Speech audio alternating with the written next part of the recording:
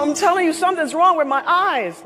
Andrew was outside playing football with the neighborhood kids, and he came running in the house crying hysterically. What's wrong? I said. He said, Mom, I was outside and Noah, he went to throw the pass and I went out to catch it, and then everything got dark and I didn't see the electrical box and I flipped over it. Over the past year, he had been complaining of headaches and problems with his eyes and things that weren't rectified by his eyeglass prescriptions. So I decided to get him into the pediatrician first thing on Monday morning. She said, this sounds a lot like migraines. And I said, no, I know a lot of people with migraines, and he doesn't seem to ever talk about the light sensitivity. He doesn't get the nausea. So she orders an MRI.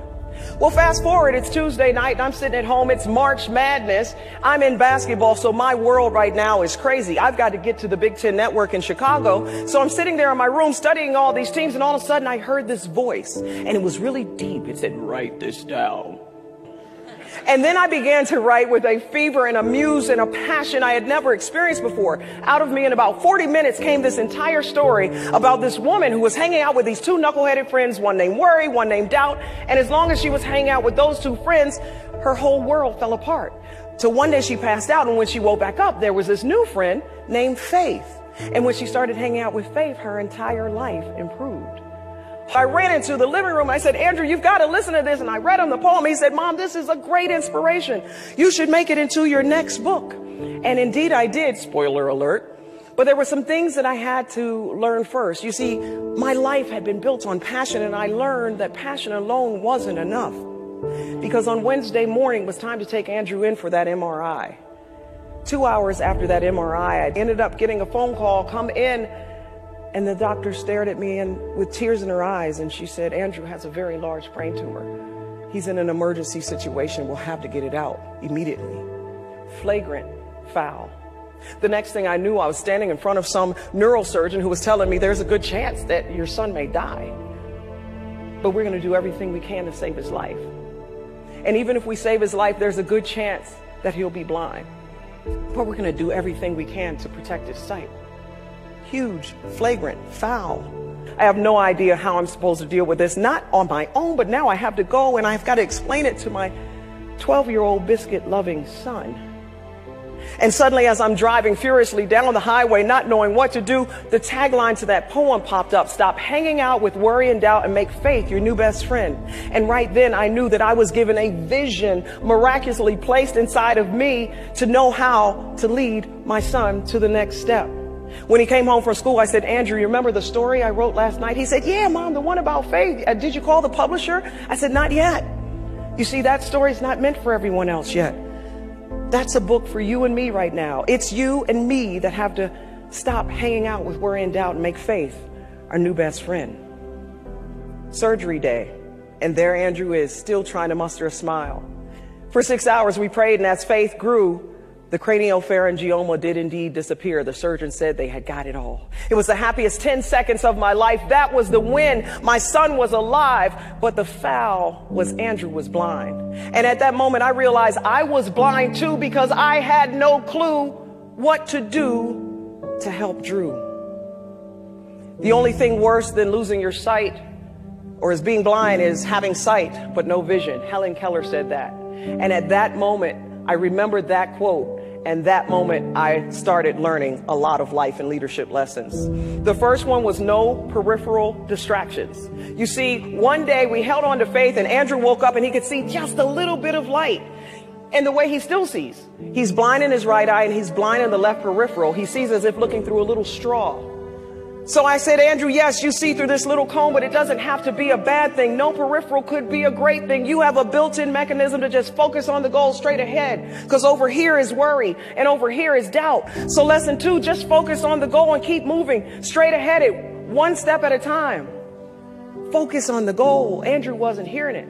He said, that sounds all fine, but you're not the 7th grader that gets bullied and picked on when you go to school. You're not the 7th grader who has headaches and stays in and out of the hospital and bumps into things everywhere you go. And then he would cry and cry and cry, and I couldn't take it anymore. So I'm just going to be honest. I snapped. I said, I can't take it anymore. He was so depressed all the time, crying all day, every day. This was hard.